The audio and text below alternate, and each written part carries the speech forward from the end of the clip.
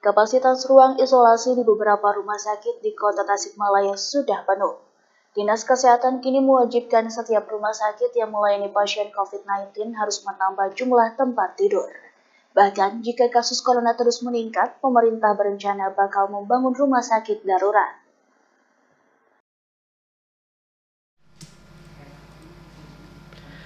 Tingginya kasus COVID-19 di Kota Tasikmalaya membuat kapasitas ruang isolasi di beberapa rumah sakit mulai penuh bahkan overload. Hal tersebut dibenarkan Kabid Pelayanan Kesehatan Dinas Kesehatan Kota Tasikmalaya, Titi Purwaningsari.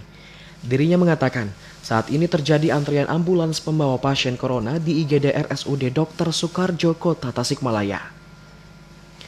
Kapasitas ruang isolasi di seluruh rumah sakit jika dikalkulasikan sudah mencapai 98,89%. Itu diartikan sudah penuh karena 2% sisanya wajib dikosongkan.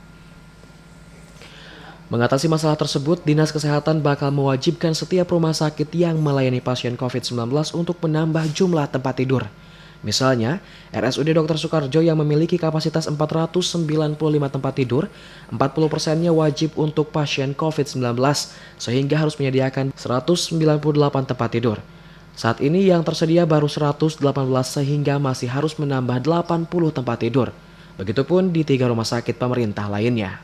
Selain itu, Dinas Kesehatan juga meminta 8 rumah sakit yang ada di Kota Tasikmalaya untuk membuka layanan bagi pasien COVID-19, sehingga bisa menambah kapasitas 61 hingga 122 tempat tidur baru. Jika masih tidak tertangani, pemerintah berencana bakal membangun rumah sakit darurat atau lapangan di wilayah Purbaratu dan Dewi Sartika Kawalu. Jadi solusinya pertama kita tadi menambah bed atau ketersediaan tempat tidur untuk rumah sakit yang sudah melayani COVID. Lalu membuka rumah sakit yang belum melayani COVID harus melayani COVID juga. Oke. Itu dimulai kapan, Dok? Suratnya sudah kita edarkan kemarin, harusnya per besok sudah bisa melayani, tapi kita juga cek dulu ke lapangan ya, seperti apa kesiapan mereka. Kemudian yang ketiga, kita bersiap diri apabila kasus terus meningkat, kita harus membuka rumah sakit darurat atau rumah sakit lapangan. Yang itu nanti kita usulkan antara lokasi di Purbaratu yang sekarang sudah ada bangunan dan lokasi di Dewi Sartika yang sudah ada bangunannya. Dan perlu diingat, sekarang itu meskipun mereka sudah berbentuk bangunan rumah sakit baik Purbaratu maupun Dewi Sartika, tapi belum bisa disebut sebagai rumah sakit. Pertama, SK belum ada, izin operasional belum ada, intinya hanya masih berupa bangunan. Sehingga penempatan pasien COVID di sana itu bukan berarti ditaruh di rumah sakit, tapi ditaruh di isolasi pemerintah.